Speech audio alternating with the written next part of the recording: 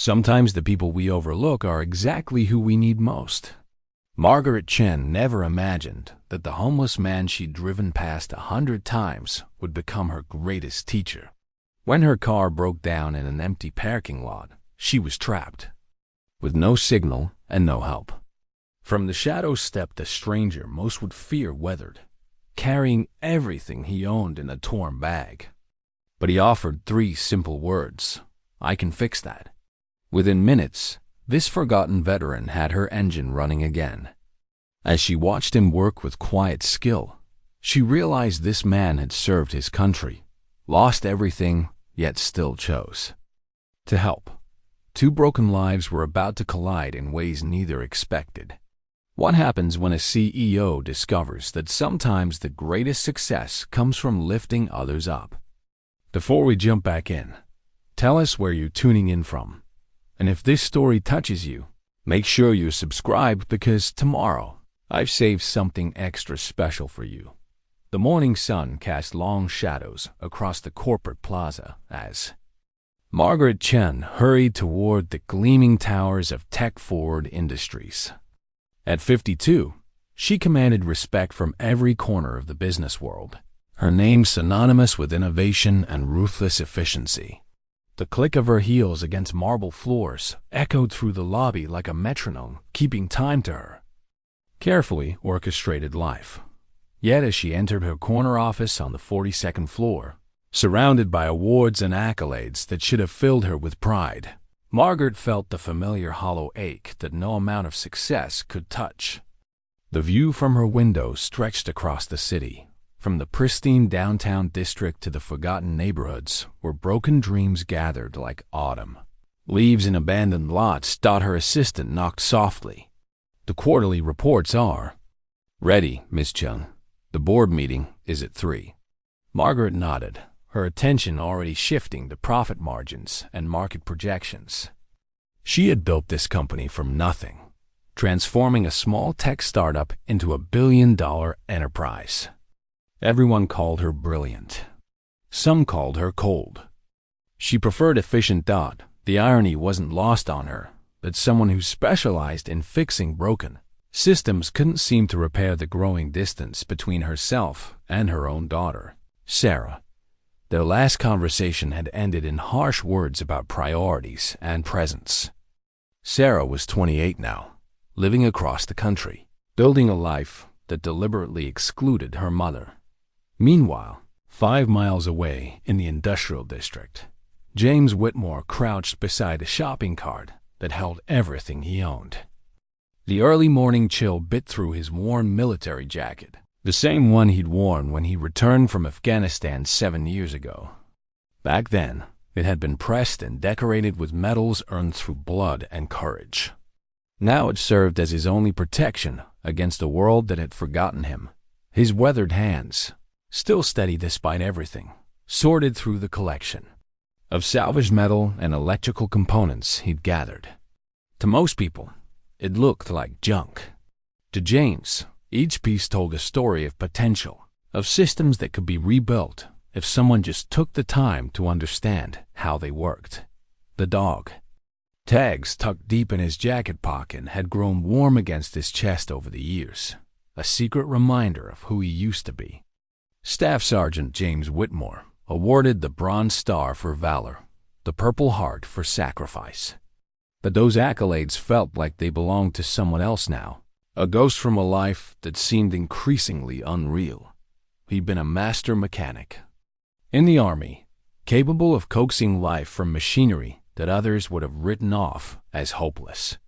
Helicopters, transport vehicles, communications equipment. He could diagnose problems by sound alone and perform miracles with nothing but determination. And whatever materials he could scrounge the transition home should have been simple. The military had promised job training, benefits, a smooth path back to civilian life. Instead, James found himself caught in a bureaucratic maze that seemed designed to lose people like him. Paperwork disappeared. Benefits were delayed.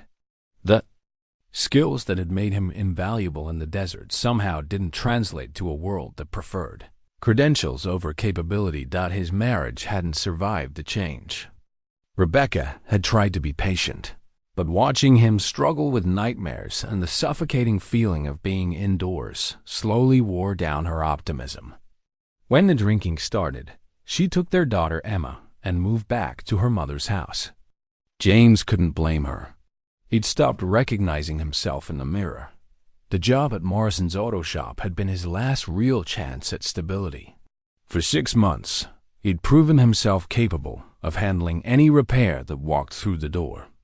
Old Pete Morrison had started to trust him with the complicated cases, the ones that required real skill rather than just replacing parts. James had finally begun to believe he might rebuild his life. Then the shop was sold to a chain that wanted certified technicians, not some homeless vet with calloused hands and an uncertain address. The new manager took one look at James's situation and found reasons to let him go. Since then, the streets had been his home and survival his only job. But even now, sleeping under bridges and eating from food trucks, James couldn't stop seeing the mechanical bones beneath the surface of things. When other homeless individuals brought him broken radios or shopping carts with wobbly wheels, he fixed them without question. Not for money, none of them had any, but because fixing things was still the only way he knew how to be useful in a world that had labeled him broken.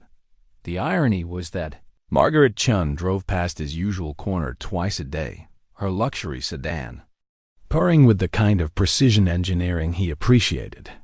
He'd watched her through the tinted windows, this composed woman in expensive suits who seemed to have mastered every aspect of life except happiness. Something in her posture, the way she gripped the steering wheel, reminded him of soldiers he'd known who carried invisible wounds. He never imagined their worlds would collide. People like Margaret Chen lived in a different universe, one where problems were solved with phone calls and credit cards. People like him were supposed to remain invisible, a social problem to be managed rather than individuals to be known. But the city had a way of bringing unlikely people together, usually when they least expected it and most needed the connection. Margaret's schedule was timed to the minute, but machines didn't care about human planning. When her sedan decided to rebel against its meticulous maintenance schedule, it chose the exact moment when she was rushing between meetings, taking a shortcut through the industrial district to avoid traffic. The parking lot where she found herself stranded belonged to a closed textile factory, one of many casualties of the economic shifts that had left entire neighborhoods forgotten. No restaurants, no shops, no foot traffic. Just empty asphalt and the growing realization that her perfectly controlled life had just encountered its first serious glitch in months. As steam rose from under her hood and her phone stubbornly displayed no service, Margaret experienced something she hadn't felt in years: complete helplessness. All her success, all her carefully constructed authority, meant nothing when faced with a mechanical failure and dead battery in a place where money couldn't simply make problems disappear. She sat in her disabled car, watching the steam dissipate in the cool air, and wondered how long it would take someone to notice she was missing. The thought unsettled her more than the mechanical problem itself. In a life filled with meetings and obligations, she couldn't immediately think of anyone who would worry if she simply didn't show up. That's when she noticed a figure emerging from the shadows near the abandoned factory, moving with the careful deliberation of someone accustomed to approaching strangers who might bolt at any moment. Her first instinct was fear, a well-dressed woman alone with a homeless man in an empty lot. But something about his posture, the respectful distance he maintained, made her pause. When he spoke those 3 simple words, "I can fix that," his voice carried the quiet confidence of someone who had spent years proving himself through action rather than promises. And despite every instinct that told her to be afraid, Margaret found herself stepping out of her car and trusting a stranger with the kind of faith she hadn't exercised in years. Margaret watched in fascination as James's hands moved with surgical precision beneath her car's hood. There was something almost reverent in the way he touched each component, listening to sounds she couldn't even hear, understanding a language of metal and mechanics that was completely foreign to her world of quarterly reports and board presentations. "Your alternator belt slipped," he said quietly, not looking up from his work. "Happens when the tension goes slack. Usually starts with a small noise weeks before it fails completely." She realized she had been hearing that noise a faint, squealing during startup that she'd assumed would resolve itself or could wait until her next scheduled maintenance. In her world, problems were supposed to announce themselves clearly and wait for convenient solutions. "I don't have any tools," she said, feeling foolish for stating the obvious. James glanced up, and she caught her first clear look in his eyes. They were deep brown, weathered by experience but still sharp with intelligence. More importantly, they held no judgment about her helplessness, no superiority about his knowledge.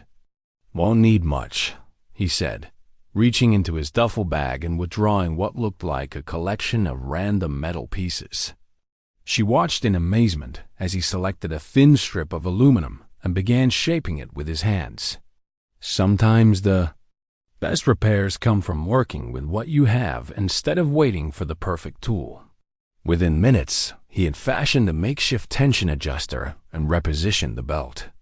The engine started on the first turn, purring with a smoothness she hadn't noticed was missing. "How did you?" she began, then stopped herself. The question felt inadequate. 15 years in the army," he said simply, closing her hood with the same care he'd shown throughout the repair. "You learn to make things work when failure isn't an option."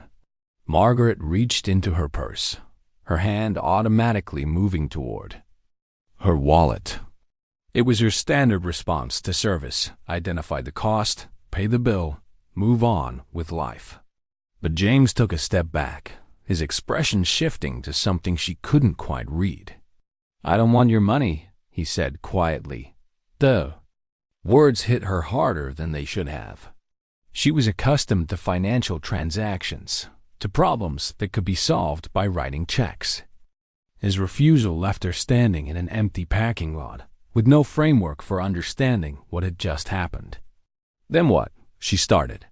"Sometimes helping someone is just about helping," he said. "Nothing more complicated than that." For a moment, neither of them spoke. Margaret found herself studying his face more carefully, noting the precise way he'd folded his makeshift tool before returning it to his bag, the military bearing that remained despite his circumstances. There was a story here, layers of experience, that her privileged life had never prepared her to understand. "What's your name?" she asked. "James Whitmore." He paused, as if deciding whether to trust her with more information. "Staff Sergeant, retired. Margaret Chen." She reached into her briefcase and withdrew one of her business cards, the motion automatic, even though the gesture felt completely inadequate. "Tech Forward Industries." James accepted the card but didn't look at it immediately. Instead, he studied her face with the same careful attention he'd given her engine. "You run that company?" "I built it," she said, surprised by the note of pride that crept into her voice. She hadn't felt that particular emotion about her work in months. "Must be nice," he said, but there was no bitterness in his voice. "Having something that's yours, something you created." The comment struck her as oddly profound. In her world, ownership was about stock options and board seats. But the way James said it suggested a different kind of creation, something more personal and meaningful than market share. "What did you do?" she asked. "In the army, I mean."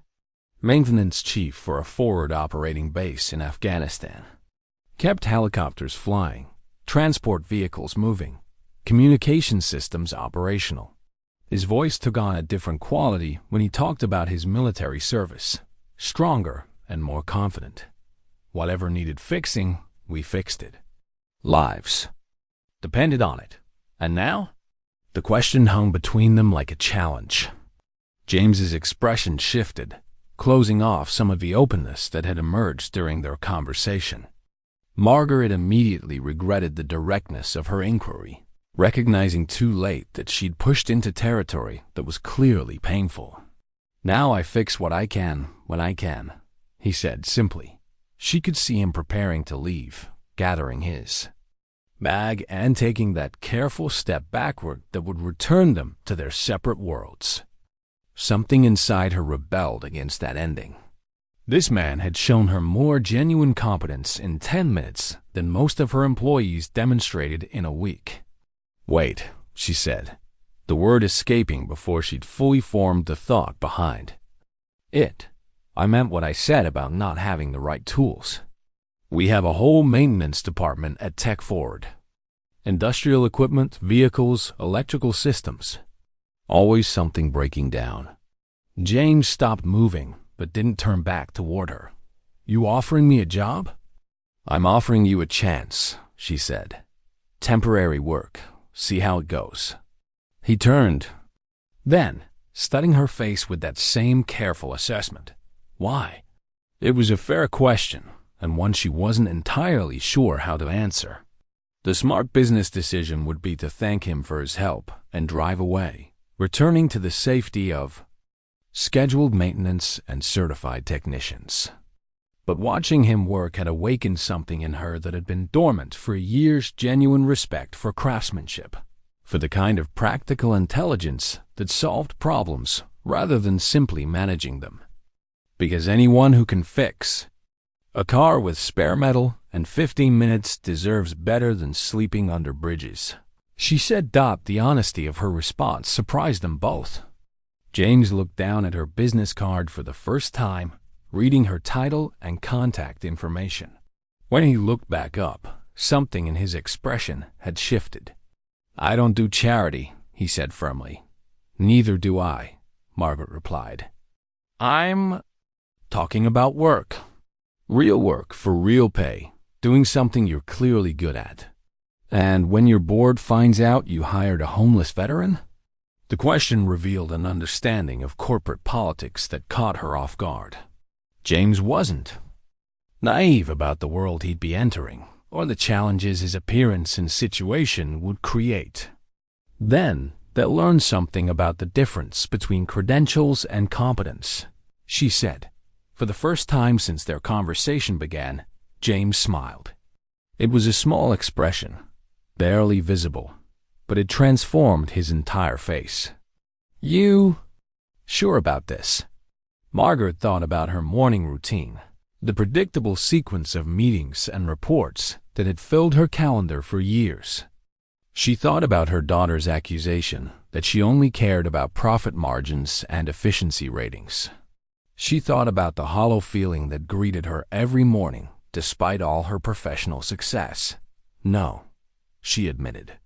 "But I'm sure that what you just did was remarkable. And I'd rather have remarkable people working with me than safe people working for me." James studied the business card again, then carefully placed it in his jacket pocket, right next to where his dog tags rested against his chest. "When do you want me to start?" "Tomorrow morning, 8 o'clock. She paused, realizing she was about to commit her company to something that would require explanation and possibly resistance. "Can you find the address?" "I'll find it," he said as Margaret drove away, her repaired car running smoothly beneath her. She caught sight of James in her rearview mirror.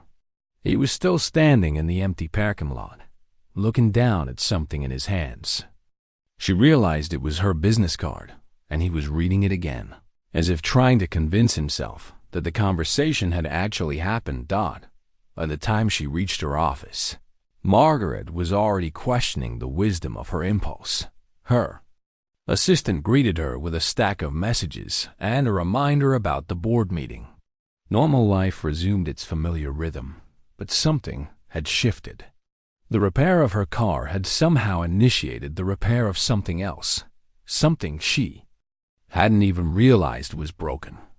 That evening, as she sat in her empty penthouse apartment reviewing quarterly projections, Margaret found herself thinking about James's hands, the precision of his movements, the confidence born from years of solving problems under pressure.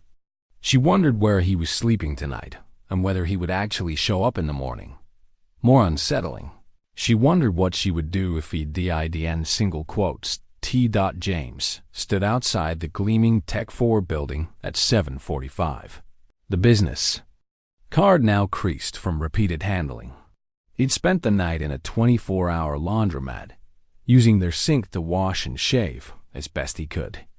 His clothes were clean but worn, his appearance respectable enough for someone who lived in a world without mirrors or morning routines.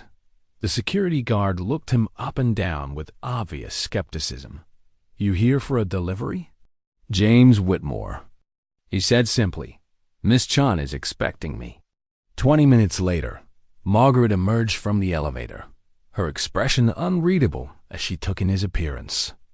James had prepared himself for this moment, knowing that daylight and corporate surroundings would make their parking lot encounter seem like a fever dream to someone like her. "You came," she said, and he caught something that might have been relief in her voice. "I gave my word." She led him through corridors lined with modern art and motivational quotes about innovation and excellence. Employees looked up from their workstations as they passed, their gazes following the unusual sight of their CEO walking beside someone who clearly didn't belong in their polished world. The maintenance department occupied the basement level, a functional space filled with electrical panels, mechanical systems, and industrial equipment that kept the building operational. 3 technicians looked up as Margaret and James entered, their expressions shifting from curiosity to barely concealed suspicion. "This is James Whitmore," Margaret announced. "He'll be working with you on a temporary basis. Mike, I'd like you to show him around and get him oriented." Mike Rodriguez, the department supervisor, was a compact man in his 40s with the confident bearing of someone who understood his domain completely. He extended his hand to James with professional courtesy, but his eyes held questions that Margaret's brief introduction hadn't answered. "What's your background?"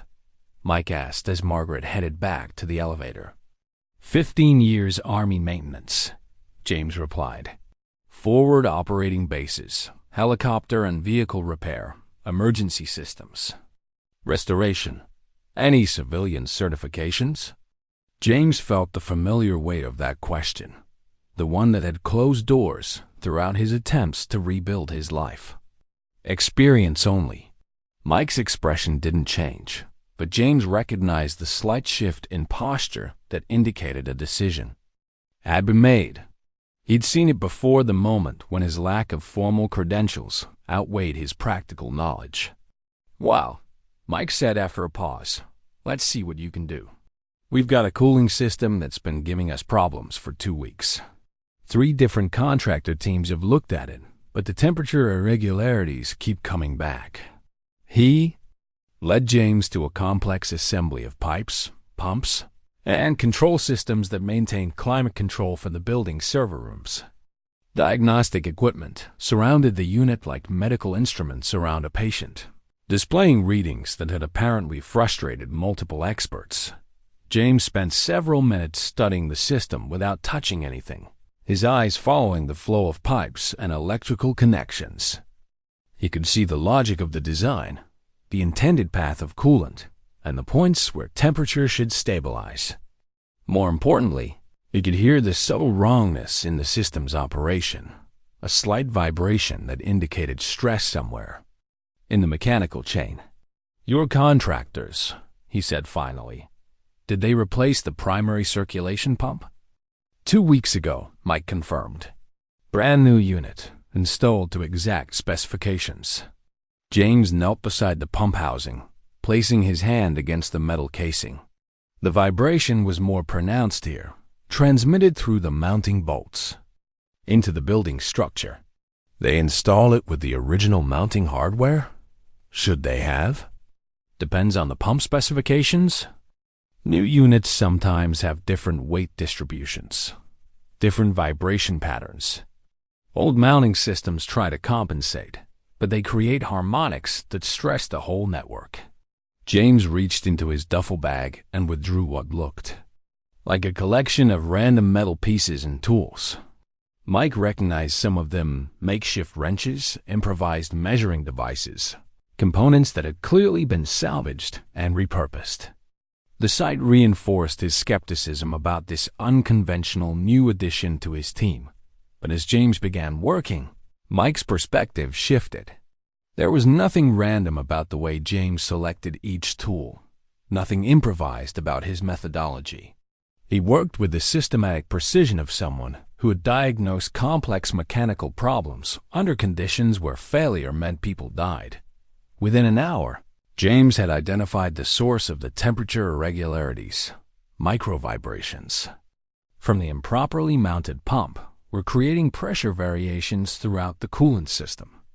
The solution required fabricating custom dampers using materials that weren't available through standard supply channels. "I can fix this," James told Mike, "but I'll need to machine some parts. You have a workshop?" Mike led him to a small machine shop in the building's sub-basement, a space that was rarely used since most repairs relied on ordering replacement components. James examined the available equipment with the same careful attention he'd given the cooling system running his. Hands over lathes and mills that showed signs of neglect. "When's the last time anyone used this stuff?" he asked. "Couple years, maybe longer. Easier to order parts than make them." James spent the next 2 hours bringing the machines back to operational status, cleaning, calibrating, and adjusting components that had deteriorated from disuse. Mike watched in growing amazement as equipment he'd written off as obsolete began functioning with precision that rivaled new installations by afternoon. James had fabricated the custom dampers and installed them in the cooling system. The temperature irregularities disappeared immediately, replaced by the steady, stable readings that had eluded 3 contractor teams. "How did you know?" Mike asked as they watched the diagnostic displays show normal operation for the first time in weeks. "Experience," James said simply. "You spend enough time keeping systems operational under field conditions.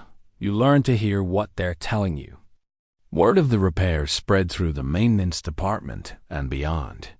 By the end of the day, other technicians were finding excuses to visit the basement, curious about the homeless veteran who had solved a problem that had stumped Certified. Experts. James worked methodically through each task Mike assigned, approaching every challenge with the same systematic precision. A malfunctioning elevator control system revealed worn contacts that needed custom replacement parts. A persistent electrical short in the building's network infrastructure required tracing cables through walls and ceiling spaces where only someone comfortable with confined spaces could work effectively. Each successful repair added to James's growing reputation, but also highlighted the contrast between his abilities and his circumstances. He worked in worn clothes with improvised tools, sleeping in shelters and eating from food banks, while solving problems that saved the company thousands of dollars in contractor fees. The irony wasn't lost on Margaret, who found herself checking on the maintenance department more frequently than her schedule typically allowed. She watched James work from a distance, noting the respect his competence was earning despite the initial skepticism about his appearance. But she also noticed the careful way other employees interacted with him, professional courtesy mixed with social distance that kept him isolated even as his value became undeniable. James seemed to expect this treatment, accepting it with the same quiet dignity he brought to every aspect of his work. At the end of his first week, Margaret found herself in the basement maintenance shop where James was rebuilding a motor that had been scheduled for replacement. His hands moved with the same surgical precision she'd witnessed in the parking lot, but now she could see the broader context of his skills. "How are things going?" she asked. James looked up from his work, his expression carefully neutral. "Fine. Mike's a good supervisor. knows his equipment. And the others? They're learning to trust the work, if not the worker, he said. That's usually how it goes. Margaret noticed that he'd carefully avoided claiming success or expressing gratitude for the opportunity. There was something both humble and guarded in his response, as if he'd learned not to assume that competence would translate into acceptance. The cooling system repair saved us $15,000 in potential downtime, she said. The elevator fix prevented a service contract that would have cost $8,000. In 1 week, you've more than justified your position here. James continued working on the motor, but she caught the slight smile that touched the corners of his mouth. Good to know I'm earning my keep. It was the closest thing to satisfaction she'd heard from him, and Margaret realized that for James, the value of work went far beyond the paycheck. It was about purpose, about being useful, about proving to himself, as much as anyone else, that he still had something meaningful to contribute. As she rode the elevator back to her office, Margaret found herself thinking about the keys James kept in his duffel bag, old workshop keys that no longer opened any doors. She understood now that they represented more than just access to tools and equipment. They symbolized identity, belonging, the fundamental human need to be needed. Tomorrow, she decided she would have new keys made for him. 3 weeks into James's employment, Margaret found herself staying late in the office more frequently, not because her workload had increased, but because she discovered that the most interesting conversations of her day happened in the basement maintenance shop after regular business hours. James worked different hours than the rest of the staff, arriving early and staying late to avoid the crowded elevator rides and hallway encounters that made him visibly uncomfortable. Margaret had initially attributed this to social anxiety, but she was beginning to understand it was something deeper, a learned behavior from someone who had spent years making himself invisible to survive. You don't have to work alone. Here, she said one evening, finding him methodically rebuilding a bank of electrical panels that had been scheduled for replacement. The other technicians respect your work. James paused in his careful arrangement of wire bundles, considering her words. Respect and acceptance aren't the same thing, he said quietly. I know which one I have and which one I don't. The honesty of his response caught Margaret off guard. In her corporate world, people rarely acknowledge such distinctions openly. Professional relationships were supposed to be seamless, efficient, focused on outcomes rather than personal dynamics. Does it matter? She asked. If the work gets done, if you're valued for your contributions? It matters, James said, returning to his wiring. Man needs to belong somewhere, not just be useful to someone. Margaret watched him work in the comfortable silence that had developed between them over the past weeks. His hands moved with the same precision she'd first witnessed in the parking lot, but now she understood the deeper story those hands told. Each scar marked a lesson learned under pressure. Each callus represented years of solving problems when failure meant someone didn't come home. Tell me about Afghanistan, she said. James's hands stilled for a moment, then resumed their careful work. What do you want to know? What you did there? What it meant to you? He was quiet for so long that Margaret thought he might not answer. When he finally spoke, his voice carried a different quality, stronger, more confident, as if talking about his military service allowed him to inhabit a version of himself that still felt real. Forward Operating Base Chapman, he said. 50 miles from nowhere, surrounded by mountains and people who wanted us dead. Everything we needed to survive came in on helicopters or convoys, and everything that kept us alive depended on machinery that broke down constantly. He described a world where innovation wasn't about market disruption or technological advancement, but about keeping people alive with whatever materials were available. Helicopter engines that needed rebuilding with salvaged parts. Communication systems jury-rigged from components designed for completely different purposes. Vehicle armor reinforced with metal stripped from abandoned buildings. Sounds like what you do here, Margaret observed. Different stakes, James said. Here, if something doesn't work, productivity suffers. There, if something didn't work, people died. Is that why you became so good at improvising solutions? James set down his tools and looked at her directly for the first time in their conversation. I became good at improvising because I cared about the people depending on me. Everything else was just method. The simple statement carried more weight than elaborate explanations of technical expertise or military training. Margaret found herself thinking about her own approach to leadership. The emphasis on systems and efficiency that had built her company's success, but somehow felt hollow compared to the personal investment James described. What happened when you came back? She asked. James's expression closed off slightly. The openness that emerged when he talked about his military service giving way to something more guarded. The usual. Promises that didn't pan out. Benefits that got lost in bureaucracy. People who didn't understand that skills transfer, even if paperwork doesn't. He pulled a worn photograph from his wallet, handling it with the same care he brought to delicate machinery. The image showed a younger version of himself in dress uniform, standing beside a woman with kind eyes and a little girl who couldn't have been more than 6 years old. Rebecca and Emma, he said quietly, my wife and daughter. Margaret studied the photograph, noting the pride in James's posture, the genuine happiness in all three faces. It was hard to reconcile this image of a successful military family with the homeless veteran she'd met in a parking lot. Where are they now? Rebecca remarried 2 years ago. A good man, from what I hear. Emma's 8 now, calls him Dad. James returned the photograph to his wallet with deliberate care.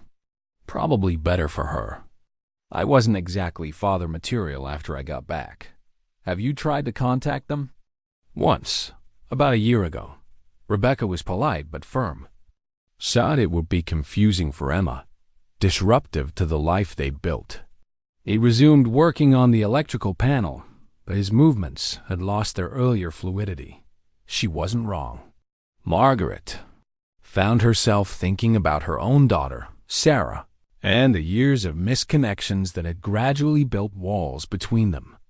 Different circumstances, but perhaps not such different outcomes, relationships damaged by choices that seemed necessary at the time, but felt increasingly hollow in retrospect.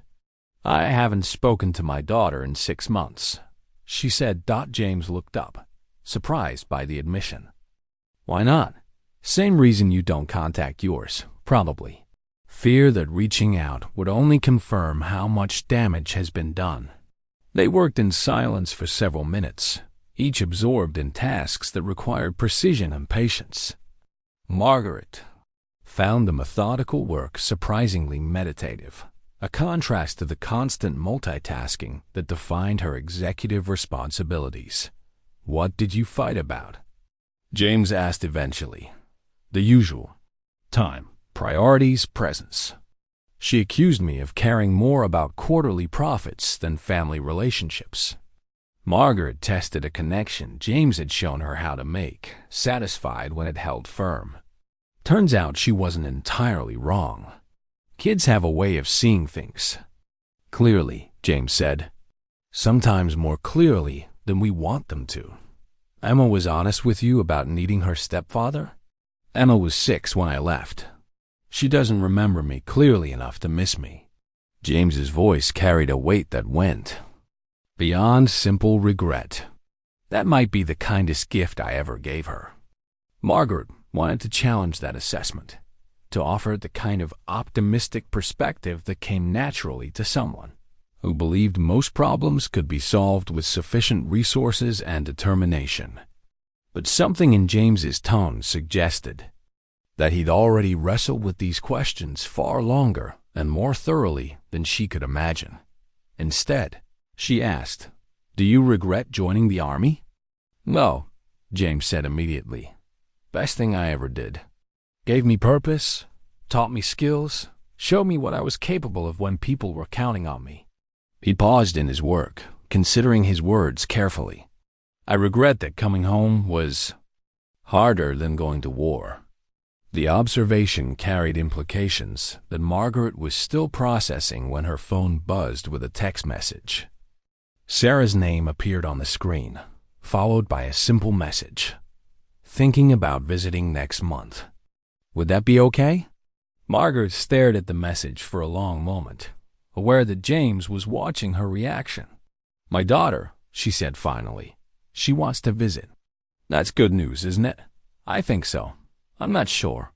Margaret looked at the photograph James had shown her, thinking about the gulf between intention and outcome that seemed to define so many relationships. How do you rebuild something that's been broken for years? Same way you rebuild anything else, James said. Carefully, with good materials, and with the understanding that the repair might be stronger than the original if you do it right. As Margaret rode the elevator back to her office that evening, she found herself composing a response to Sarah's message. The conversation with James had shifted something in her perspective, made her realize that the fear of reaching out was often worse than the reality of connection. Yes, she typed. I'd love to see you. The response came back within minutes. Good. We have a lot to talk about. Margaret smiled, recognizing in her daughter's directness the same honesty that James brought to every conversation. Perhaps that was where healing began, with the courage to acknowledge what was broken and the commitment to do the patient work of repair. In the basement, James continued working on the electrical panels, but the photograph remained on his workbench where he could see it. For the first time in months, he allowed himself to wonder whether Emma might be curious about her biological father, whether there might be room in her life for someone who had learned, through painful experience, the difference between being present and being available. The work would wait, but perhaps some conversations couldn't wait much longer. The Purple Heart. Metal lay wrapped in tissue paper at the bottom of James's duffel bag, hidden beneath layers of practical necessities and careful anonymity. He hadn't looked at it in over a year, but its presence remained a constant weight, not just physical, but emotional. The metal represented a moment of sacrifice that had defined his military career and, in many ways, destroyed his civilian life. Margaret discovered its existence by accident on a Tuesday morning when she found James sitting outside the building. At dawn, staring at something in his hands. She approached carefully, recognizing the signs of someone wrestling with memories that demanded attention regardless of timing or convenience. Rough night? She asked, settling beside him on the concrete. Steps. James looked up, startled from whatever internal dialogue had been occupying his thoughts. In his palm lay a medal Margaret recognized from her nephew's military history books, the distinctive Purple Heart that honored those wounded in service to their country. I didn't know you'd been wounded, she said quietly. James's hand closed around the medal, but he didn't put it away immediately. IED outside Kandahar. Convoy I was riding and hit a roadside bomb. 3 soldiers died. 2 others were critically injured. I spent 6 weeks in a field hospital, then 3 months in Germany, before they sent me home. What happened? I was the senior NCO in the vehicle. My responsibility to check the route, make sure we were following proper procedures. James's voice took on the flat, emotionless tone Margaret had learned to recognize as his way of discussing painful subjects. Intelligence said the road was clear. Intelligence was wrong. Margaret waited, understanding that this was one of those conversations that required patience rather than questions. The blast threw our vehicle 30 feet. James continued. I came to hanging upside down, bleeding from my head, with Private Martinez trapped under twisted metal and screaming for help. The engine was on fire, fuel everywhere, ammunition starting to cook off from the heat. He opened his hand again, studying the metal as if it contained answers to questions he'd been asking for years. I got Martinez out first, then Corporal Johnson. Had to cut through metal with my hands. No tools, just adrenaline and determination. By the time I pulled the last man free, the whole vehicle was engulfed. The explosion from the ammunition finished what the IED started. You saved their lives. I saved 2 out of 5, James corrected. The medal says I'm a hero. The nightmares remind me about the 3 I couldn't save. Margaret found herself thinking about her own relationship with recognition and awards. Her office was filled with business achievements, plaques for innovation, certificates for leadership, framed articles about her company's success. But she'd never considered the possibility that recognition could feel like a burden rather than an honor. Is that why you stopped using your military connections when you came home? James was quiet for several minutes, watching early morning commuters hurry past them toward the building's entrance. Margaret recognized several employees who nodded politely but didn't stop to acknowledge James's presence. The social dynamics were becoming clearer to her professional respect that stopped short of personal inclusion. Hard to network when you can't sleep through the night, James said finally. Hard to interview for jobs when loud noises make you hit the floor. Hard to explain gaps in employment when the explanation involves mental health treatment and homeless shelters. But you're better now. Functional. Clearly capable. Better is relative, James said. I can work. I can solve problems. I can be useful. But I'll never be the person I was before that convoy. The question is whether that's enough. Margaret was still processing James's words when her assistant appeared at the building entrance, looking uncharacteristically flustered. Ms. Chen? The Anderson Group is here early for the 9 o'clock meeting. They're asking to tour the facilities, including maintenance operations. Margaret felt a familiar tension arise, the careful choreography required when potential clients wanted to see behind the corporate curtain. The Anderson Group represented a $50 million contract opportunity, the kind of deal that required perfect presentations and flawless impressions. James, she said, standing and brushing off her suit. Maybe you should take the morning off, he finished. Stay out of sight while the important people tour. The directness of his response made Margaret realize how her suggestion sounded. She'd been about to ask him to make himself invisible, to protect her business interests by hiding the complexity of her hiring decisions. I didn't mean, yes, you did, James said without anger. And you're probably right. A homeless veteran doesn't fit the image you want to project to potential clients.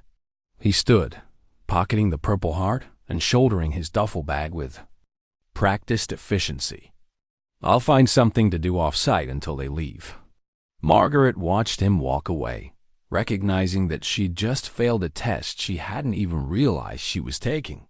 The Anderson Group tour proceeded smoothly, with carefully orchestrated visits to departments that showcased Tech Forward's innovation and efficiency. The maintenance area was mentioned only in passing, presented as a minor operational necessity, rather than a crucial component of the company's functionality. The irony wasn't lost on her that James's repairs and improvements had saved the company nearly $40,000 in the past month, making possible the very efficiency metrics she was highlighting to potential clients. But his value was invisible, his contributions unmentionable in polite corporate conversation. Later that afternoon, Margaret found herself in an unexpected conversation with David Kim, the head of facilities management for the Anderson Group. He'd stayed behind after the formal presentation to discuss technical specifications, and their conversation had drifted toward operational challenges. Maintenance is always our biggest headache, David confided. Contractors overpromise and underdeliver. Certified technicians who can diagnose systems but can't actually fix them creatively. We spend a fortune on service contracts that don't solve underlying problems. What would you look for in an ideal maintenance operation? Margaret asked. Someone who understands that systems are more than just their individual components. Someone who can think three-dimensionally about problems, who isn't limited by conventional approaches. David's frustration was evident in his voice. We had a guy like that, once former military, brilliant with mechanical systems. But he had some personal issues, couldn't maintain steady employment. Such a waste of talent. Margaret felt a chill of recognition. What happened to him?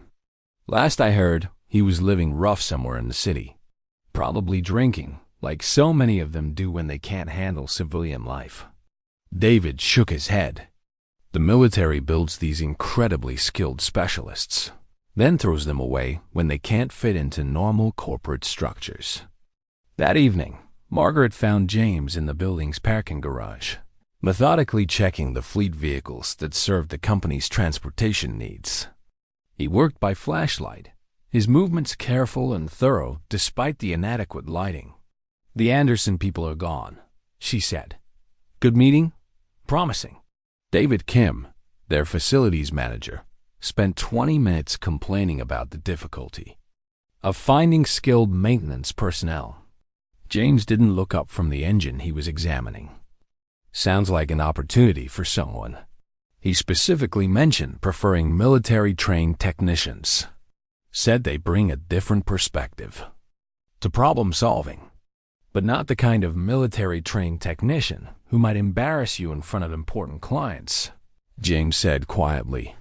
Margaret felt the weight of her earlier decision, understanding now that she'd created exactly the kind of contradiction that defined James's experience with civilian employment. His skills were valuable right up until his circumstances became inconvenient. I made the wrong choice this morning, she said. James finally looked up, studying her expression in the dim light. You made the safe choice. Can't blame you for that. Safe isn't always right. No, James agreed. But right isn't always profitable either. They worked together in silence for several minutes, Margaret holding the flashlight while James diagnosed a transmission problem that would have required expensive dealer service. She found herself thinking about the Purple Heart Medal and what it represented. Recognition for doing the right thing regardless of personal cost. The Anderson contract, she said finally. If we get it, they'll want to tour our operations regularly, meet our key personnel, understand our capabilities. And you're worried about explaining me. I'm worried about wasting your talents because I'm too concerned about appearances. James closed the hood of the vehicle they'd been working on, wiping his hands on a rag that had seen countless similar cleanings.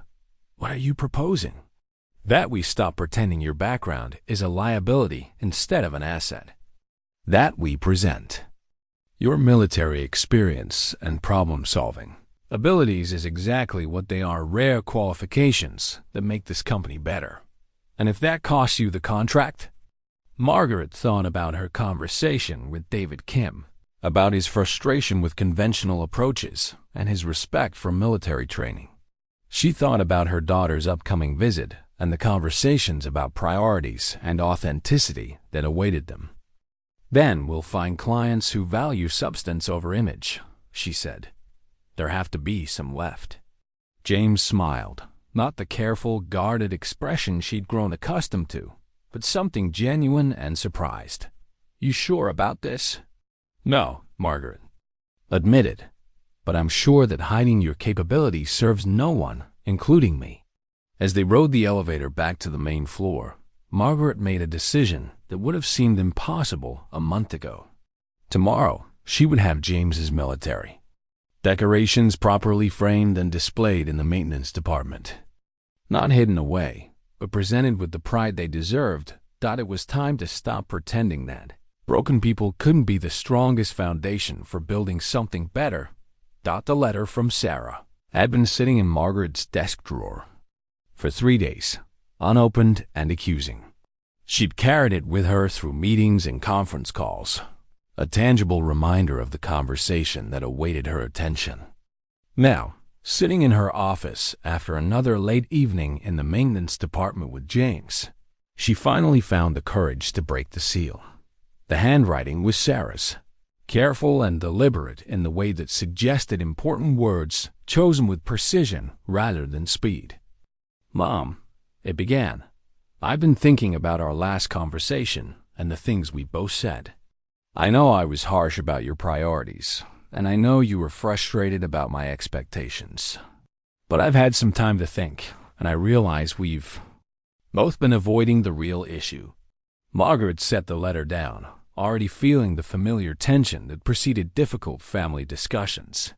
Sarah had always been direct, even as a child, unwilling to accept convenient explanations when deeper truths were available.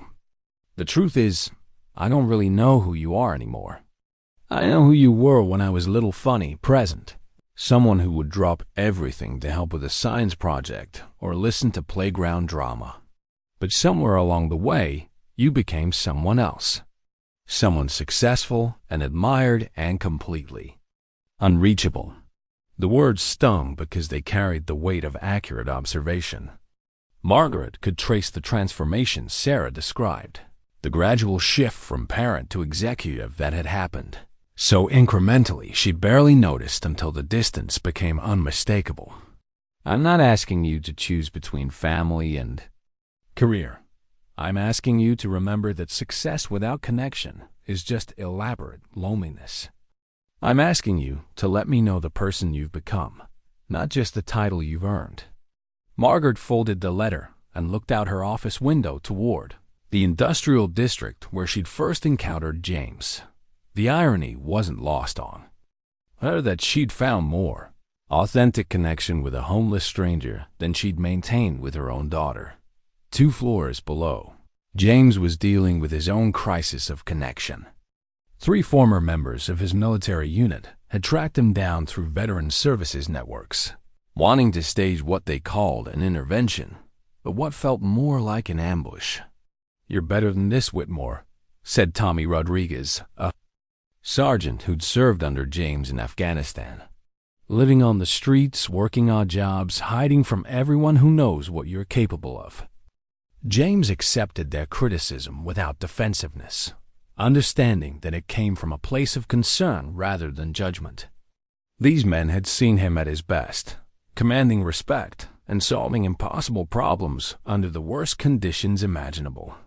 To them, his current circumstances represented not just personal failure, but the waste of leadership the military desperately needed. "I'm doing useful work," James said quietly. "Solving problems, contributing something meaningful. For minimum wage at a company that's probably embarrassed to admit you exist," countered Mike Chun, the unit's former communications specialist. "You could be running maintenance operations for the entire military district, training the next generation of specialists, making a real difference instead of hiding in a basement." The conversation continued for over an hour, with his former colleagues outlining opportunities, connections, and possibilities that James's self-imposed isolation had prevented him from pursuing. They painted a picture of a future where his experience and skills could serve purposes larger than individual survival. "What's really keeping you here?" Tommy asked finally. "What's worth more than getting your life back?"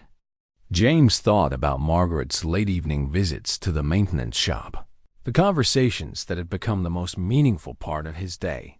He thought about her willingness to take risks on his behalf, a gradual understanding of what military service had cost and given him. "I'm not sure I want my old life back," he said finally. "Maybe I want to build something new instead." The admission surprised all of them, including James himself. For months, he'd thought about recovery in terms of returning to previous conditions, reclaiming lost status and recognition. But his work at Tech Forward had suggested different possibilities. The chance to apply his skills in service of someone who valued competence over credentials. Meanwhile, Margaret was discovering that Sarah's letter had arrived at exactly the right moment. Her daughter's questions about authenticity and connection mirrored the challenges she was navigating with James. The difficulty of building genuine relationships across differences in experience and circumstance. She found herself drafting a response that was more honest than any communication she'd had with Sarah in years. "You're right about everything," she wrote. "I did become someone else, and I'm not sure I like who that person turned out to be. But I'm learning, through some unexpected circumstances, that it's possible to change direction, even when you think you're too far down the wrong path to turn around." She described her encounter with James, though not in detail, explaining how working with someone who'd lost everything had made her question what she'd been working so hard to gain. She wrote about the difference between being successful and being useful, between earning respect and deserving it.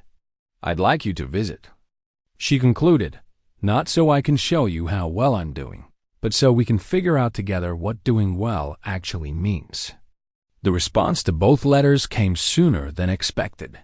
Sarah called that evening, her voice carrying a warmth Margaret hadn't heard in months. "I got your letter," Sarah said. "It sounds like you've been having some interesting conversations. With yourself lately. With other people, actually. That's been the revelation. Tell me about this person who's been teaching you about usefulness versus success." Margaret found herself describing James's story, his skills, and the way his presence had challenged her assumptions about value and worth. Sarah listened without interruption, asking thoughtful questions that revealed her inherited ability to cut through surface explanations to reach deeper understanding. "So you hired a homeless veteran and discovered that your definition of qualifications might be incomplete?" Sarah summarized. "Something like that. But it's more complicated than just hiring decisions. It's about recognizing value that doesn't fit standard categories, about understanding that broken doesn't mean worthless." "Sounds like a lesson that might apply to more than just employment situations," Sarah observed. Meaning? Meaning that? Relationships can be broken and still worth repairing. That distance doesn't have to be permanent if both people are willing to do the work. Margaret felt something shift in her chest, a loosening of tension she'd carried for so long it had become part of her normal existence. "When can you visit?" "Next weekend, if that works. I want to meet this James person who's been helping you. Remember what matters." As Margaret ended the call, she realized that James's presence in her life had created ripple effects she was only beginning to understand. His willingness to accept help had somehow given her permission to ask for it. His honesty about his limitations had encouraged her own admissions of imperfection. The next morning, she found James in the maintenance shop earlier than usual, working on a complex electrical repair that required both technical knowledge and artistic patience.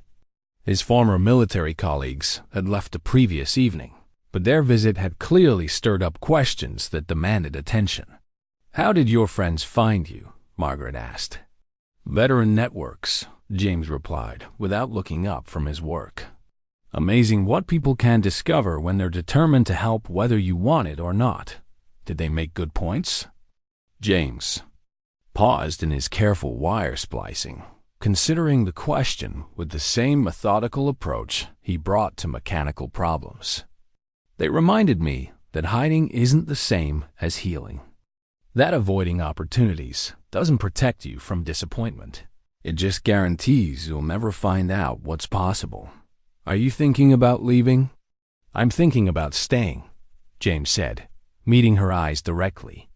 "But not because I'm afraid to try something else. Because I've found something here worth building on." Margaret felt a relief that surprised her with its intensity. "Sarah's visiting next weekend. She wants to meet you. The daughter you've been trying to reconnect with?"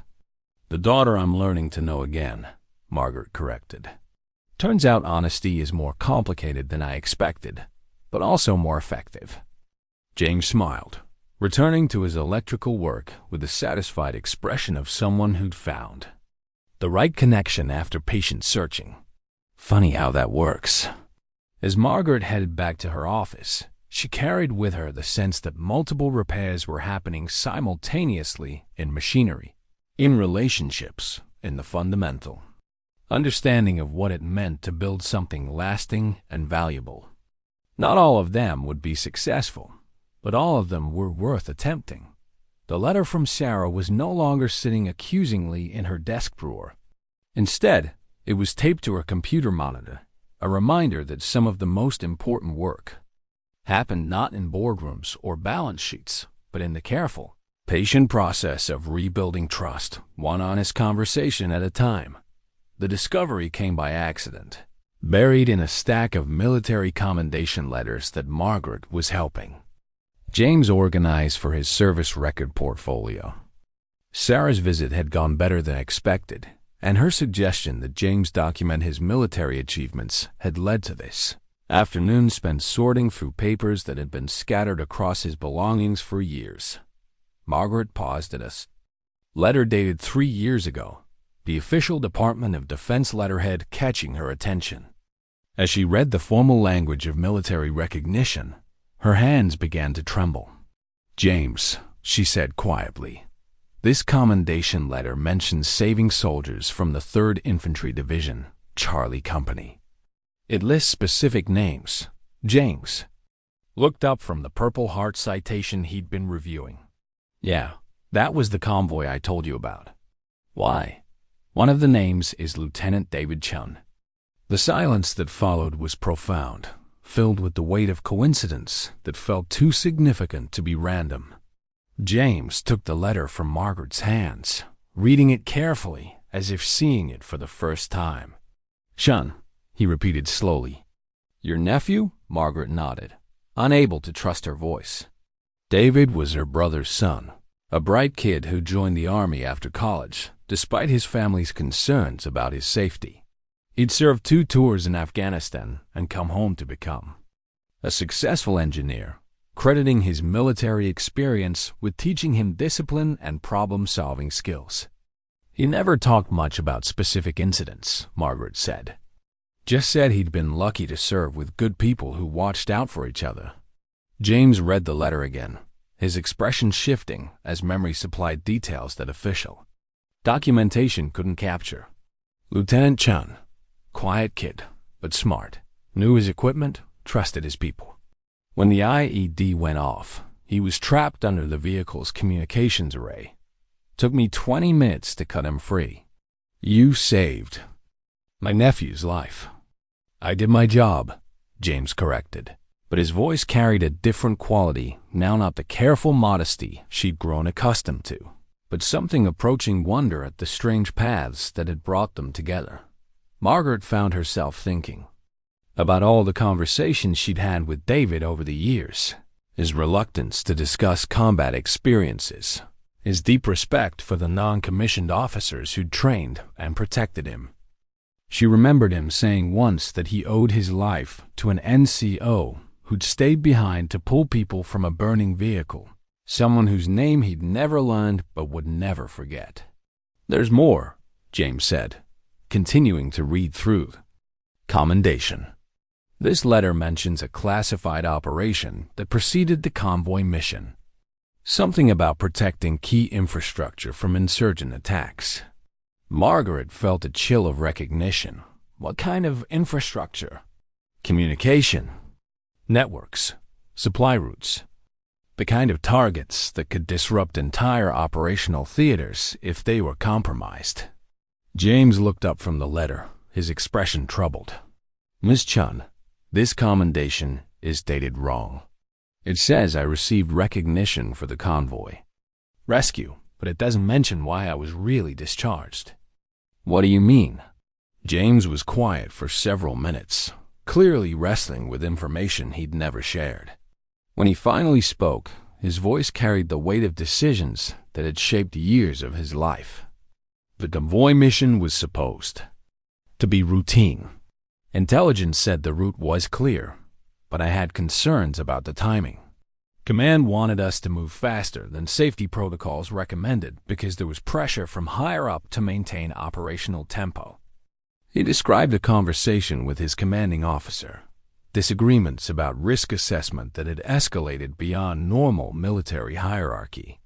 James had documented his concerns, filed reports that questioned the intelligence data, insisted on additional reconnaissance that delayed the mission by 6 hours.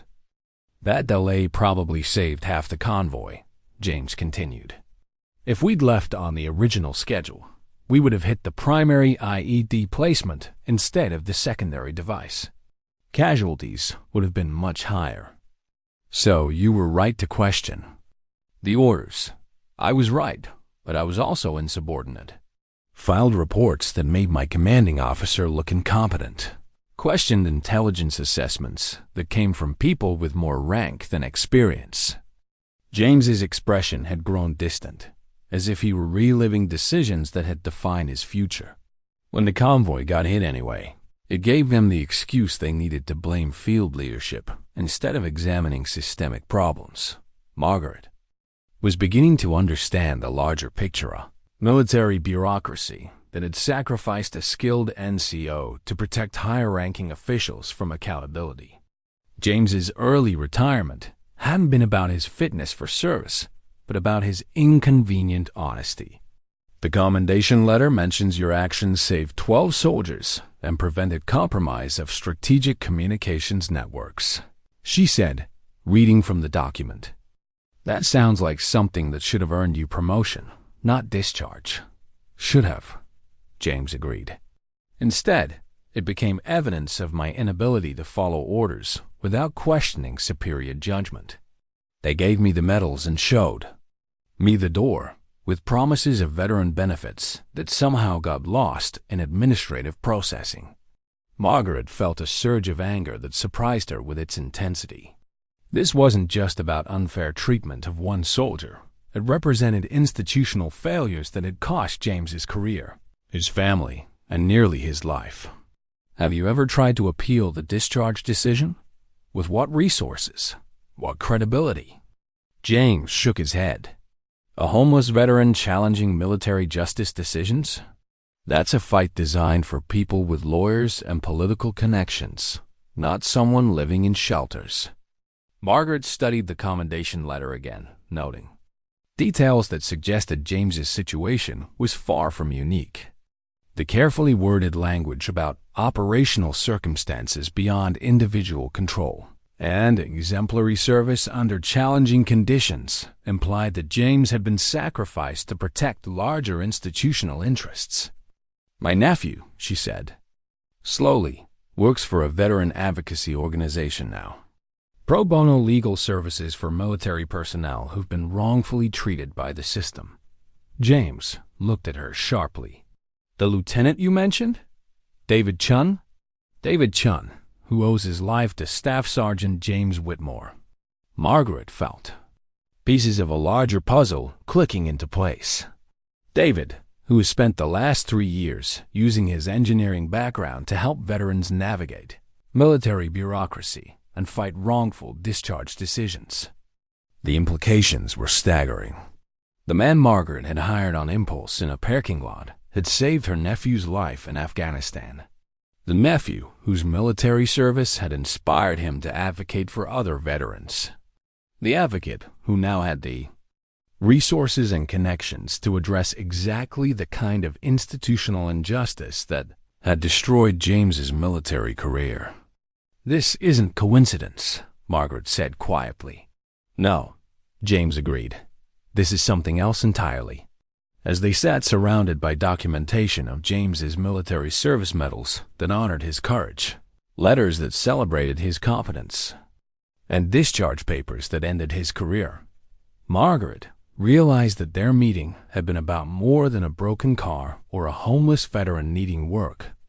It had been about justice deferred, recognition delayed, and the strange ways that the universe sometimes provides second chances to people who've stopped believing they deserve them. I'm going to call David tonight, Margaret said. He needs to know who you are. More importantly, he needs to know what was done to you. James was quiet for a long moment, clearly processing possibilities he'd given up thinking about years ago. What if nothing comes of it? What if the system is too entrenched to change? Then at least David will know the name of the man who saved his life, Margaret replied. And you'll know that someone with the power to fight is finally fighting. For you. For the first time since she'd known him, James allowed himself to look hopeful. Not confident, not expectant, but willing to believe that broken things, including military careers and personal honor, could sometimes be repaired by people who cared enough to do the work. The commendation letter that had started as simple documentation had become something much more significant. Evidence that heroes were often discarded by the very institutions they'd served, and proof that sometimes the people we're meant to help find us exactly when we're ready to help them back. The board meeting was scheduled for Thursday at 2 o'clock, and Margaret spent the entire week preparing for what she knew would be the most important presentation of her career. Not because it involved millions of dollars or strategic partnerships, but because it would determine whether tech-forward Industries was the kind of company that could recognize value beyond conventional metrics. The contract she'd negotiated with James had always been temporary, subject to board approval for permanent positions. What none of them had anticipated was that James's background would become a point of contention that went far beyond typical hiring decisions. The optics are problematic, Richard Hawthorne had announced during the previous week's executive committee meeting. Our shareholders expect a certain level of predictability in our human resources decisions. Margaret had bitten back her initial response, recognizing that corporate diplomacy required more finesse than honest conversation. Richard represented old-school thinking about business reputation and risk management, not malicious, but limited by assumptions about what success looked like. James Whitmore has saved us nearly $60,000 in contractor fees, Margaret countered. His repair innovations have improved operational efficiency by 15%. By any objective measure, he's been an exceptional addition to our team. Nobody's questioning his competence. Board Chairman William Cross had interjected. We're questioning the precedent of hiring individuals whose backgrounds could become public relations challenges. The euphemistic language couldn't disguise the underlying concern. A homeless veteran didn't fit the image of cutting-edge corporate excellence that tech-forward projected to clients and investors. James's value was undeniable, but his circumstances were seen as potentially embarrassing. Margaret had left that meeting understanding that she needed to reframe the entire conversation. This wasn't about charity or social responsibility. It was about competence, innovation, and the kind of leadership that recognized talent regardless of packaging. Now, 3 days before the decisive board meeting, she was preparing a presentation that would either transform her company's hiring philosophy or cost James the first stable employment he'd found in years. Meanwhile, David Chen had spent the week immersing himself in James's military records, building a case that revealed the depth of institutional injustice James had suffered. As a lawyer who specialized in military advocacy, David understood how often the system discarded exactly the kind of leaders it most needed. This is remarkable, he told Margaret during a strategy session in her office.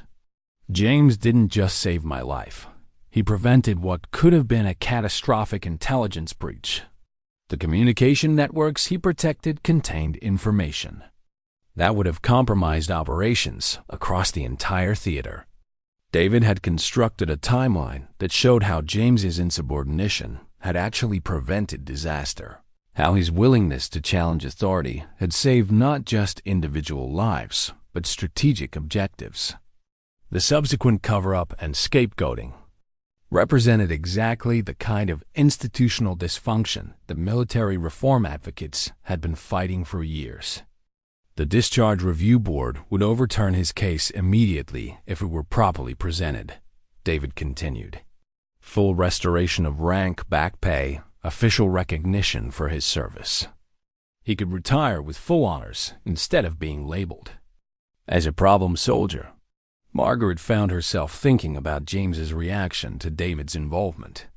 He'd been grateful but cautious, unwilling to assume that justice delayed could still be justice delivered. Years of disappointment had taught him to manage expectations carefully. "What does he want?" she asked David. "That's the interesting question. Most veterans in this situation want vindication, recognition, restoration of what they lost. But James seems more interested in moving forward than looking backward." Meaning? Meaning he's not sure he wants his military career back, even if it were offered. He's found something at Tech Forward that gives him purpose without requiring him to navigate institutional politics. The observation highlighted the complexity of James's situation. Military vindication would restore his honor and provide financial security, but it might also require him to return to a system that had already failed him once. Employment at Tech Forward offered different rewards, meaningful work, personal connections, the chance to build something new rather than reclaim something lost. Margaret realized that Thursday's board meeting would determine more than just James's employment status. It would define what kind of leader she wanted to be and what kind of company Tech Forward could become. She spent Tuesday evening in the maintenance shop with James, ostensibly helping with a complex HVAC repair, but actually wrestling with questions that had no easy answers. "David thinks he can get your discharge overturned," she said, while holding a flashlight steady for James's detailed work. "I know. He's been very thorough in explaining the possibilities." James's voice carried careful neutrality. "Question is whether that's what I actually want. Why wouldn't you want vindication?" James paused in his work, considering the question with the same methodical approach he brought to mechanical problems. "Vindication assumes I was wronged by people who should have known better. But what if I was wronged by a system that's fundamentally broken? What if getting my place back in that system isn't actually a victory?" Margaret understood the dilemma. James had found dignity in work that valued his contributions without requiring him to navigate bureaucracies that had previously failed him. Military vindication would restore his official status, but might cost him the authentic connections he'd built. "What if you could have both?" she asked. "Military honor restored and civilian employment that actually appreciates your skills?" "That would require your board to approve permanent employment for someone whose background includes military controversy and years of homelessness," James pointed out. "Not exactly a safe corporate decision." Margaret thought about the presentation she'd been preparing. The careful balance between business logic and moral courage required to make James's case effectively. "What if I told you that David wants to attend Thursday's meeting to explain your military service and the circumstances of your discharge?" James looked up sharply. "That would make it about politics and justice instead of just employment. You sure you want to take that kind of stand?" "I'm sure that hiding your actual qualifications serves no one," Margaret replied. "If the board can't recognize exceptional competence because it comes with complicated circumstances, then maybe we need a different board." They worked in comfortable silence for several minutes, each absorbed in tasks that required patience and precision. Margaret had learned to appreciate these quiet moments when complex problems yielded to methodical attention. "Sarah called today," she said eventually. "She wants to attend the board meeting too." "Your daughter? Why?" "She said watching you rebuild your life has given her hope about rebuilding our relationship. She wants to see how the story ends." James smiled, the genuine expression that had become more frequent as their friendship deepened. "No pressure, then." "No pressure," Margaret agreed. "Just the most important decision my company has ever made, with my daughter watching and my nephew advocating and a remarkable man's future hanging in the balance." "When you put it that way, it sounds almost manageable," James said with dry humor. as they completed the HVAC repair and cleaned up their tools. Margaret found herself thinking about the different kinds of courage required for Thursday's meeting. James would need the courage to let others fight for him after years of fighting alone. David would need the courage to challenge institutional injustice. The board would need the courage to prioritize substance over appearances. And Margaret would need the courage to risk everything she'd built for the sake of something better, a company that measured success, not just in quarterly profits, but in the lives it touched and the people it lifted up, the contract that would formalize James's permanent employment lay on her desk, unsigned and waiting for board approval. By Thursday evening, it would either represent a new chapter in corporate social responsibility or become another symbol of good intentions undermined by institutional caution. Either way, Margaret was ready to discover what kind of leader she really was when conventional wisdom conflicted with moral clarity. The repair work they'd been doing in the basement was about to extend into the boardroom, where broken systems and broken people would either find healing together or continue failing separately. Thursday couldn't come soon enough. The tech forward boardroom had hosted hundreds of presentations over the years, but none quite like the one that would unfold this Thursday afternoon. Margaret stood at the head of the polished conference table, facing 7 board members, whose expressions ranged from curious to skeptical to openly hostile. The presentation screen behind her displayed James's repair statistics: $63,000 in saved contractor fees, 18% improvement in equipment uptime, 0 safety incidents in 2 months of employment. The numbers told an unambiguous story of exceptional performance. "The data speaks for itself," Margaret began, her voice steady despite the weight of what was at stake. "James Whitmore has demonstrated technical competence that exceeds our previous maintenance standards while maintaining perfect safety and efficiency records." Richard Hawthorne leaned forward, his expression conveying the kind of patient condescension that Margaret had learned to recognize as a prelude to predetermined conclusions. "Margaret, nobody disputes Mr. Whitmore's technical abilities. The question is whether those abilities justify the complications his employment might create." "What complications?" Margaret asked, though she knew exactly what Richard meant. "Media attention, client concerns, shareholder questions about our hiring standards." Richard's voice carried the tone of someone explaining obvious realities to someone being deliberately obtuse. "We're a technology company, not a social services organization." Board Chairman William Cross nodded in agreement. "The Anderson Group contract alone is worth $50 million. Can we afford to risk that kind of revenue over one employee, regardless of his individual contributions?" Margaret felt the familiar tension that preceded difficult corporate battles, but also something else, a clarity about what actually mattered that had been missing from her executive decisions for years. "Let me ask a different question," she said. "What kind of company do we want to be? One that recognizes exceptional talent regardless of circumstances, or one that prioritizes appearances over performance?" The question hung in the air like a challenge that couldn't be ignored. Margaret could see board members exchanging glances, recognizing that this conversation had moved beyond simple personnel decisions into questions of corporate identity and values. "That's a false choice," argued Sandra Mitchell, the board's newest member and youngest voice. "We can value both competence and corporate reputation. The issue is whether Mr. Whitmore's background creates unnecessary risks." "What background?" Margaret asked. "Military service? Technical expertise? The ability to solve problems that stump certified contractors? Homelessness?" Richard said bluntly. "Mental health issues. The kind of personal instability that makes clients nervous and shareholders uncomfortable." Margaret had anticipated this moment, the point where euphemistic language gave way to honest prejudice.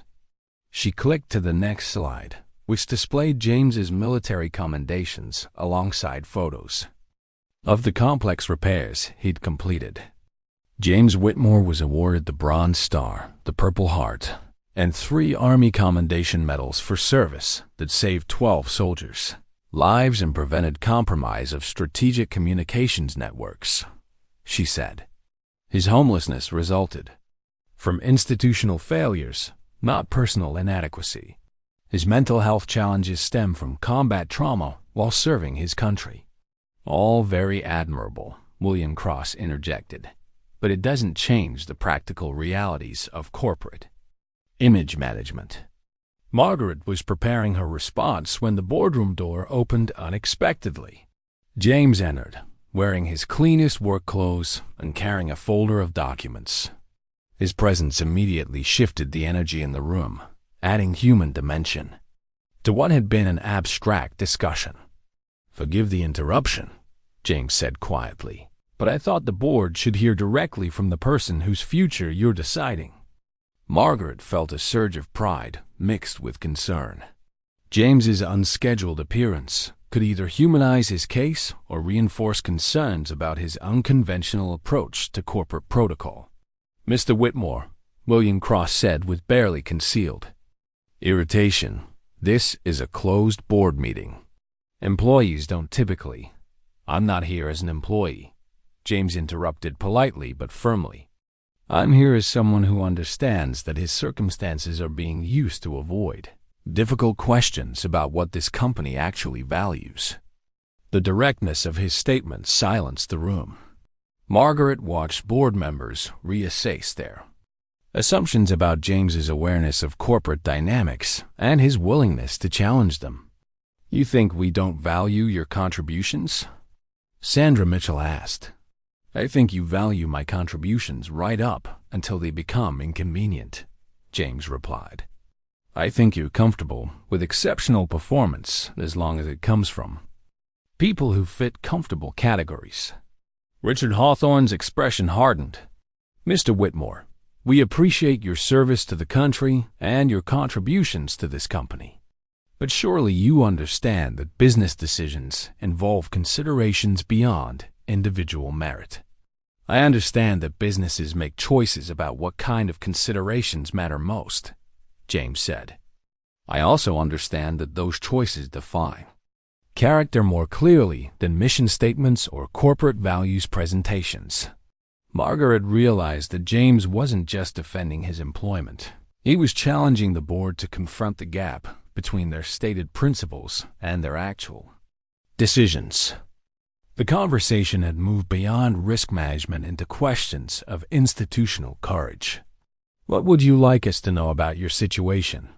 William Cross asked, his tone suggesting grudging respect for James's directness.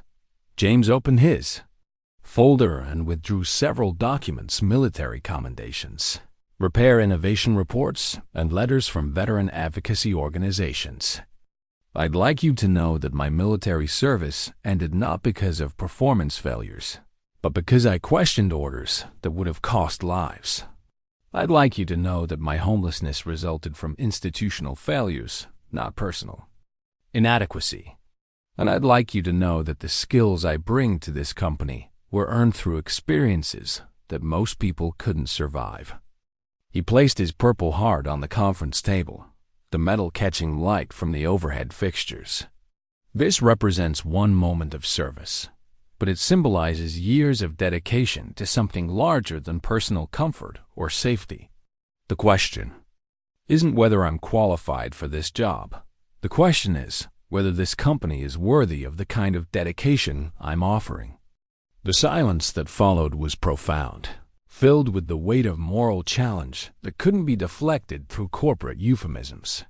Margaret watched board members struggle with the gap between their comfortable assumptions and the reality of the person standing before them. "Mr. Whitmore," Sandra Mitchell said finally, "what do you want from this company? Security? Recognition? Vindication for past injustices?"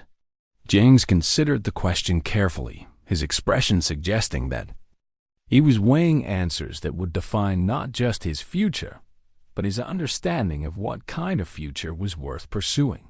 "I want the chance to be useful," he said simply. "I want to work for people who value competence over credentials, substance over appearances. I want to contribute to something meaningful instead of just surviving until tomorrow." The honesty of his response seemed to catch even James by surprise. Margaret realized that he was articulating desires he'd perhaps never allowed himself to express, hopes that went beyond basic employment into questions of purpose and belonging. Richard Hawthorne shifted uncomfortably in his chair. "And if we determine that your employment creates unacceptable risks for the company's reputation?" James met his gaze directly. "Then you'll have learned something important about the kind of company you're running, and I'll have learned something important about the kind of future I need to build elsewhere." The challenge was unmistakable, not aggressive, but absolutely clear about what was at stake for everyone in the room. The board would define itself through this decision, just as clearly as they would define James's future. The boardroom door opened again, and David Chen entered with the confident bearing of someone accustomed to fighting institutional battles. He wore his dress uniform, the ribbons and decorations making clear his military credentials without need for introduction. "Board Chairman Cross," David said formally. "I'm Lieutenant Colonel David Chen, JAG Corps, here to provide testimony regarding Staff Sergeant Whitmore's military service record." William Cross looked confused. "I wasn't aware we'd requested military representation." "You didn't," Margaret said. "But given that this decision involves a veteran whose service record has been misrepresented by institutional failures, I thought the board should hear from someone qualified to explain the actual facts." David moved to the presentation screen, connecting his laptop with practiced efficiency. "What I'm about to show you isn't just about one soldier's treatment by the military bureaucracy. It's about how institutions often discard their most valuable people when those people become inconvenient." The first slide displayed James's full military record deployments, commendations, efficiency ratings that consistently marked him as exceptional. The second slide showed the incident report from the convoy attack, complete with casualty lists and after-action reviews. Staff Sergeant Whitmore saved 12 soldiers' lives during this attack, David said, his voice carrying the authority of someone who understood military operations intimately. But more importantly, his earlier insubordination, his refusal to follow orders he considered tactically unsound, prevented what would have been a catastrophic intelligence breach. Margaret watched James's expression as David described the full scope of his service, noting the mix of pride and discomfort that came from having his achievements publicly recognized after years of treating them as shameful secrets. The communication networks Sergeant Whitmore protected contained operational details for the entire theater. David continued, "If those systems had been compromised, hundreds of soldiers would have been endangered."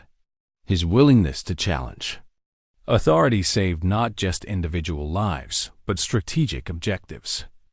Richard Hawthorne leaned forward, clearly uncomfortable with the direction of the presentation. "Colonel Chen, we appreciate the military context, but this is a business decision about corporate hiring policies."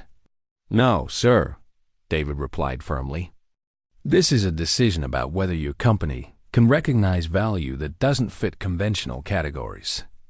Sergeant Whitmore was discharged not because of performance failures, but because he made superiors uncomfortable by being right when they were wrong. David clicked to the next slide, which displayed a legal brief that had clearly been prepared with considerable care. "The Discharge Review Board will overturn Sergeant Whitmore's case when it's properly presented. Full restoration of rank back pay, official recognition for his service. The question is whether Tech Forward Industries wants to be associated with someone who will be vindicated or someone who was wrongfully discarded." Sandra Mitchell spoke up. "Are you saying his military discharge was illegal?"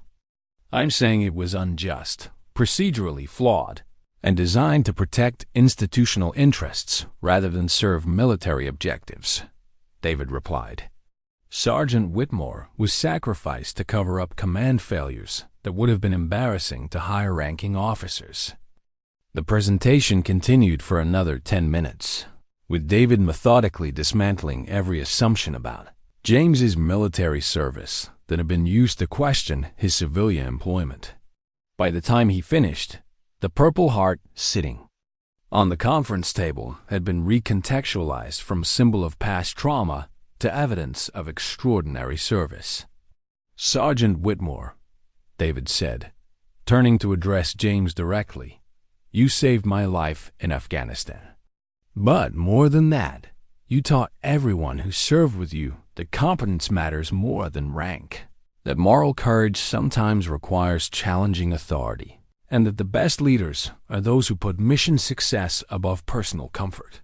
James stood slowly, moving to shake David's hand with the formal precision of military protocol. Thank you, sir. That means more than you know. The interaction revealed something the board hadn't seen before: James's natural command presence, the bearing that had made him an effective military leader despite lacking formal authority. Margaret realized that his careful deference in corporate settings had hidden aspects of his personality that were essential to understanding his actual capabilities. William Cross cleared his throat. Mr. Whitmore, given what we've just learned about your military service, are you interested in returning to active duty? It sounds like you could have a distinguished career ahead of you. James considered the question carefully, his expression suggesting that he was weighing possibilities. He'd stopped allowing himself to imagine. With respect, sir, I'm not sure I want to return to an institution that discarded me the first time I made leaders uncomfortable. I'd rather build something new than try to reclaim something that was taken away. What kind of something new? Sandra Mitchell asked. A maintenance operation that values innovation over certification, James replied. Training programs that teach practical problem solving instead of just procedure following. The chance to mentor other veterans who have skills that don't fit traditional employment categories. Margaret felt her heart rate increase as she realized what James was proposing: not just employment, but a vision for transforming how Tech Forward approached human resources and professional development. You're talking about expanding our mission beyond traditional business objectives, Richard Hawthorne observed, his tone suggesting this was obviously problematic. I'm talking about expanding our definition of valuable assets to include people whose worth isn't immediately obvious. James replied, I'm talking about becoming the kind of company that creates opportunities instead of just filling positions. David stepped forward again. If I may, board members, what Sergeant Whitmore is describing aligns with emerging best practices in veteran employment. Companies that invest in military talent often discover capabilities they didn't know they needed. And companies that don't, Margaret added, often discover that their competition is hiring the people they were too concerned about appearances to consider. The conversation had reached a decision point that everyone recognized. Richard Hawthorne looked around the table, clearly calculating votes and political implications. Sandra Mitchell was studying James with obvious reassessment. William Cross was examining the legal brief David had presented. I'd like to call for a formal vote, William Cross announced. All in favor of approving permanent employment for James Whitmore, with expansion of his role to include veteran recruitment and training programs. Margaret held her breath as hands were raised around the table. Sandra Mitchell voted yes immediately. 2 other board members followed. William Cross raised his hand after a moment's hesitation. The count reached 4, a narrow majority, but sufficient. Richard Hawthorne had not voted, his expression suggesting internal struggle between institutional caution and the mounting evidence that opposing James's employment would put him on the wrong side of history. Richard? William Cross asked. I want it noted that I have concerns about precedent and risk management, Richard said slowly. "But I also recognize exceptional competence when I see it, and I've seen enough today to know that this company would be diminished by losing Sergeant Whitmore's contributions." His hand rose, making the vote unanimous. James stood straighter, his expression cycling through surprise, relief, and something approaching joy. Margaret felt tears she hadn't expected, recognizing that this victory represented more than employment security. It represented institutional recognition of value that transcended conventional categories. "Sergeant Whitmore," William Cross said formally, "welcome to Tech Forward Industries. Permanently."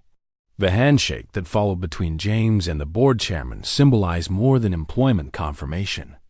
It represented the beginning of a different kind of corporate culture, one that measured success not just in quarterly profits, but in the lives it transformed and the potential it unleashed. As the meeting adjourned, Margaret caught James looking at the Purple Heart still sitting on the conference table. For the first time since she'd known him, he picked it up without hesitation and pinned it to his work shirt, not hiding his service, but wearing it with the pride it had always deserved. 6 months later, Margaret stood in the newly renovated basement facility that had been transformed from a forgotten maintenance shop into the Tech Forward Veterans Technical Training Center. The brass nameplate beside the entrance read Whitmore Workshop, honoring the man whose vision had created something unprecedented in corporate America. The space buzzed with purposeful activity as 12 veterans worked alongside experienced technicians, learning skills that bridged military expertise with civilian employment opportunities. James moved among them with the natural authority of someone who understood both the technical challenges they faced and the personal struggles they carried.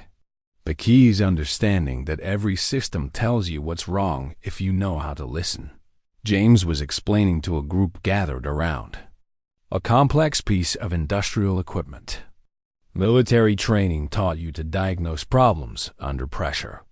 Civilian work just requires translating those skills to different kinds of machinery. Margaret watched him work with quiet satisfaction, noting how naturally he'd assumed the teaching role that had always been part of his character. The careful patience he brought to mechanical repairs extended seamlessly to human development, creating learning environments where veterans could rebuild confidence along with technical skills. The Anderson Group contract had not only survived James's prominent role in company operations, but it expanded significantly after David Kim discovered the quality of work emerging from the Veterans Program. Other clients had followed, drawn by innovation and reliability that exceeded industry standards. "Mom," Sarah said, joining Margaret near the workshop entrance, "this is remarkable. You've created something that changes lives, not just fixes machines." Sarah's monthly visits had become one of Margaret's greatest pleasures, opportunities to share the ongoing transformation of both Tech Forward and her own understanding of leadership. Their relationship had evolved from careful reconstruction to genuine friendship, built on honest conversations about purpose and priorities. "James created this," Margaret corrected. "I just provided the space and resources. You provided the courage to see potential where others saw problems," Sarah replied. "That's a different kind of leadership than I thought you were capable of." The observation carried weight because Sarah understood corporate culture well enough to recognize how radical Tech Forward's transformation had been. What had started as temporary employment for one homeless veteran had evolved into a comprehensive program that challenged fundamental assumptions about workforce development and social responsibility. David Chen approached them, carrying a folder that Margaret recognized as containing the final paperwork for James's military discharge review.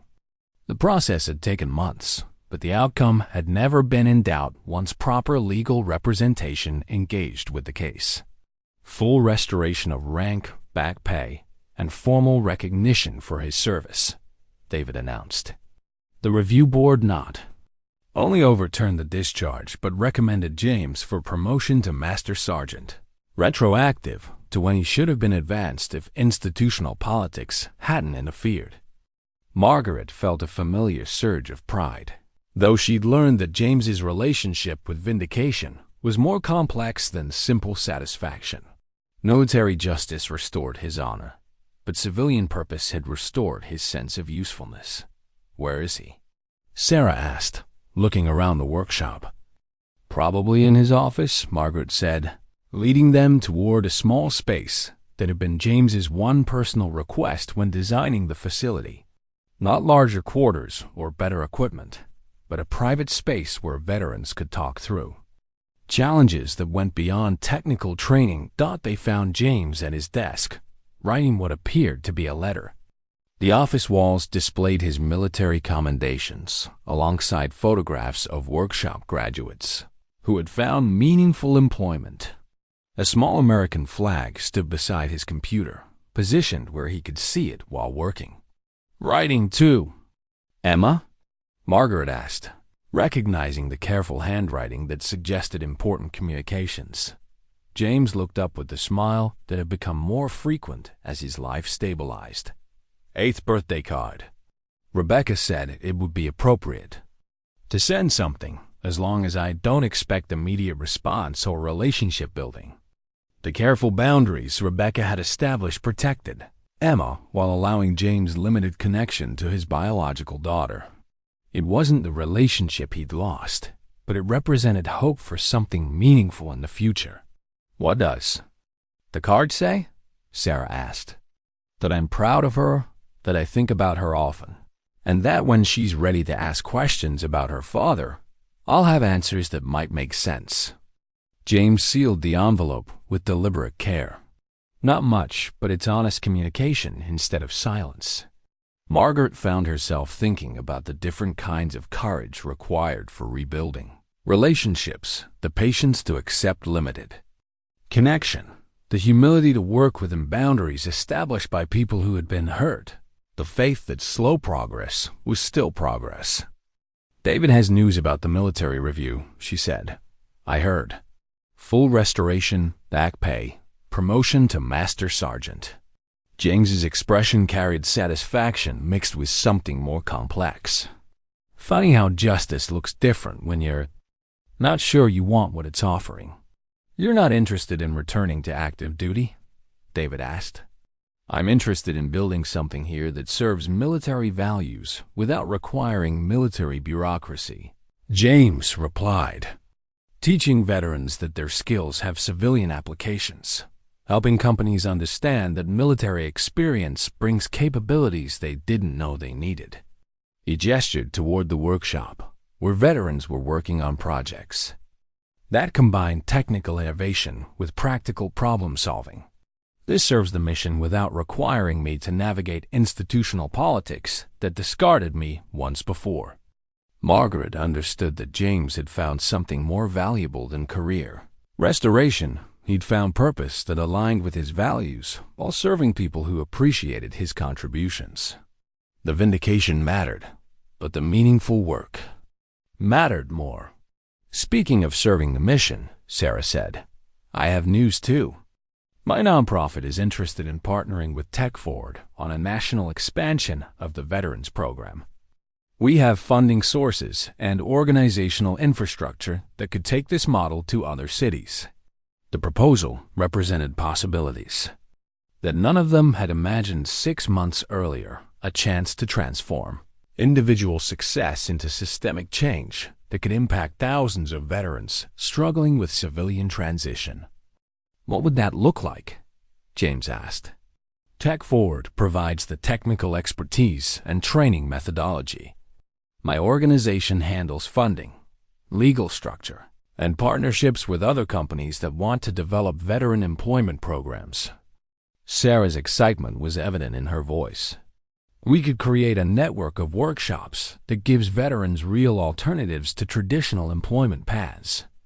Margaret felt the familiar sensation of standing at the edge of decisions that would define not just business strategy but personal legacy. 6 months ago, She'd been a successful CEO focused on quarterly profits and operational efficiency. Today, she was considering commitments that would transform Tech Forward into something unprecedented. A for-profit company with explicit social mission integration. What do you think? She asked James. I think, he said slowly, that sometimes the most important repairs happen when you stop trying to fix what's broken and start building something completely new. As they walked through the workshop together, Margaret noticed details that had become symbols of transformation veterans working confidently with complex machinery, technical innovations emerging from practical problem-solving, apprenticeships that created pathways from military service to civilian careers. The brass nameplate beside the entrance had been James's idea, but it represented something larger than individual recognition. Whitmore Workshop honored not just one veteran's journey from homelessness to purposeful employment, but the principle that broken things and broken people could be rebuilt stronger than before. 6 months earlier, Margaret had offered a homeless veteran temporary work fixing a car. Today, she was part of a movement that was fixing the disconnect between military service and civilian opportunity, one veteran at a time. Sometimes the most important encounters happened when you were stranded in empty parking lots with no cell service and no convenient solutions. Sometimes the people you overlooked while rushing between meetings were exactly the people you needed to meet. And sometimes the greatest success came not from building corporate empires, but from building bridges that helped other people discover their own worth. As Margaret drove home that evening, her car running smoothly thanks to maintenance performed by graduates of the Veterans Program, she found herself thinking about the business card she'd given James in that parking lot months ago. She'd thought she was offering him an opportunity, but he'd been offering her something far more valuable, the chance to become the kind of person whose success was measured not just in profits, but in the lives she'd helped repair. The workshops sign would be illuminated all night, beacon visible to anyone who understood that the most meaningful work often happened in places where broken things were patiently rebuilt by people who knew exactly what it felt like to need a second chance.